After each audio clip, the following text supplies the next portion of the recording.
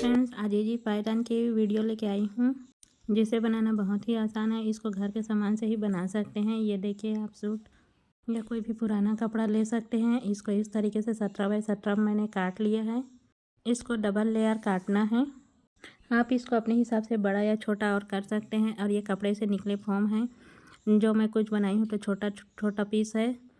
ये पतला foam piece है, इसलिए मैं डबल लेयर कर रही हूँ। आपके पास अगर बड़ा फोम सीट है तो आप उसके कपड़े के हिसाब से उसको काट लें और 2 परत इस तरीके से बिछा लें। पतला है तो मोटा है तो एक ही फोम सीट आप बिछा सकते हैं।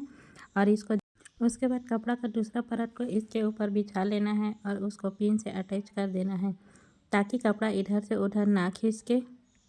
आप चाहें तो इसके जगह दूसरा कपड़ा का भी, दूसरे कलर का भी उपयोग कर सकते हैं।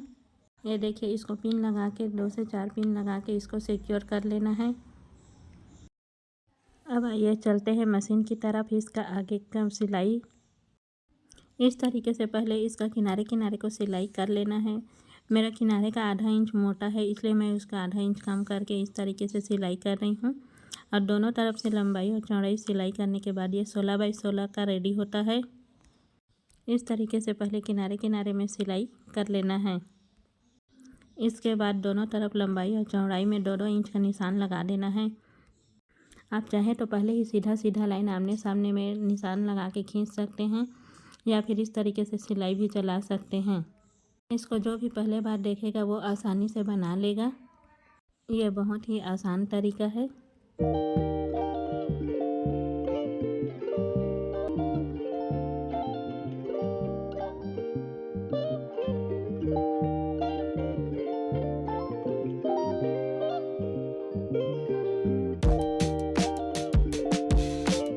इससे कपड़ा एक भी इधर उधर नहीं खिसकता है। अगर आप बिगनर्स हैं, अगर आपसे सीधा सिलाई नहीं चलता तो आप पहले लाइन खींच लें, उसके बाद ही सिलाई करें।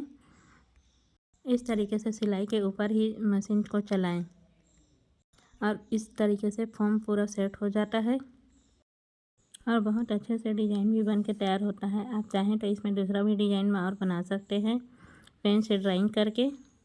अब इस तरीके से इसको सिलाई कर लेना है लंबाई और चौड़ाई में। इसको पूरा सिलाई करते हुए दिखाने में वीडियो बहुत लंबा हो जाएगा, इसलिए इसको छोटा में ही दिखा रही हूँ, पूरा डिब्बा बना के। अब ये साड़ी कपड़ा है, आप चाहें तो दूसरे कपड़े का भी पट्टी लगा सकते हैं। मैं 2-2 इंच के इस तरीके से उरेब कट में काट रही हूँ कपड़ा को। और जितना भी टोटल लंबाई है उससे थोड़ा सा इसको बड़ा ही काटना है। और पहले इन सब को पट्टियों को इस तरीके से उरेब कट में एक ही दिशा में इसको जोड़ के तैयार कर लेना है। उसके बाद आप डिज़ाइन के हिसाब से इसको नाप लें कपड़े की पट्टी को। आइए, जो कपड़ा तैयार किए हैं उसमें इस तरीके से डिज़ाइन बनाएं। आप अपने हिसाब से कोई भी डिज़ाइन बना सकते हैं। मैं इस तरीके से पट्टी डिज़ाइन बना रही हूँ।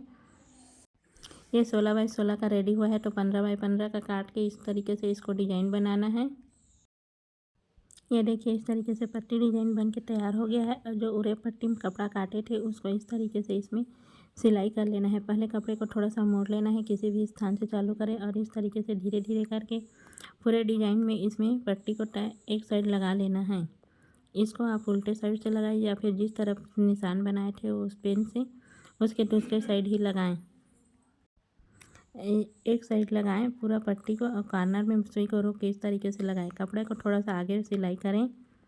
एक्स्ट्रा फैब्रिक को कट कर लेना है और कपड़े को इस तरीके से डबल फोल्ड करके इसको सिलाई करना है। जिस डिज़ाइन में कपड़ा कटा है उसी डिज़ाइन में इसको सिलाई कर लें और इस तरीके से इसको पूरे डिज़ाइन में बना के इसको रेडी कर लें। एक्स्ट्रा फैब्रिक इधर उधर है तो उसको कट कर लेना है, जिसका इसका फिनिशिंग बहुत अच्छे से आएगा। और ये कॉर्नर डिजाइन पट्टी जैसे है तो उसको मैं थोड़ा सा कट कर दी हूँ कपड़े की पट्टी को, फिर उसको काट के इस तरीके से मोड़ दी हूँ, जिससे ये आसानी से इसका शेप बन गया है। और इसको आखिरी तक इस तरीके से बना लेना है। ये देखिए, एक भी तरीके का ये भी है, आप इसको इसी तरीके से भी रख सकते हैं। और सुंदर बनाने के लिए आप इसमें झालर और लगा सकते हैं। झालर बनाने के लिए इस तरीके से ये कपड़ा 2 मीटर का है। कपड़े को 4 परत में मोड़ लेना है और 5-5 इंच पर इस तरीके से निशान लगा लेना है। आप 6 इंच पर भी लगा सकते हैं। और इस तरीके से 2 से 3 पट्टी आप निकाल लें। मेरा डिज़ाइन का टोटल लेंथ 50 इंच है और ये 2 कपड़े को पट्टी इसमें इस्तेमाल होता है। मैं 3 पट्टी का बनाई हूँ। एक पट्टी का एक झालर पूरा बच गया है, इसलिए 2 पट्टी यानी कपड़े का 4 गुना कपड़े को रखना है। अब पहले कपड़े को इस तरीके से 2 पट्टी को रख के जोड़ लेना है और उल्टे साइड जैसा कि वीडियो में दिखाया गया है उसी तरीके से कपड़े का मोड़ लेना है, जिससे कपड़े के कोई भी साइड में झालर धागा दिखाई नहीं देगा। इस तरीके से मोड़ने से धागा वाला भाग अंदर हो जाएगा। पहले इस तरीके से मोड़ के पूरे कपड़े की पट्टी में सिलाई चला लेना है, जिससे इसका चुन्नट बनाने में बहुत ही आसान होता है। ये देखने में बहुत मुश्किल लगता है, लेकिन बनाने में ये बहुत ही कम समय में बन के रेडी हो जाता है। इस तरीके का पूरा लंबाई में पट्टी को बना लेना है। उसके बाद जैसे वीडियो में दिखाई हूँ उसी तरीके से इसको मोड़ लेना है।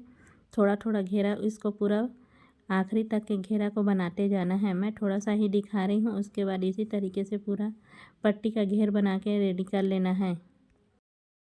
सिलाई चैनल के साथ ही मेरा दूसरा चैनल कुकिंग का है, उन्हें भी विजिट करें। दूसरे चैनल में पॉपुलर वीडियोस कलर वाला ब्लाउज का है, उन्हें भी देखें। सिलाई चैनल में और भी वीडियो है, जैसे कि फाल लगाना, सूट, सादा ब्लाउज, चोली कट, प्रिंसेस कट ब्लाउज आदि।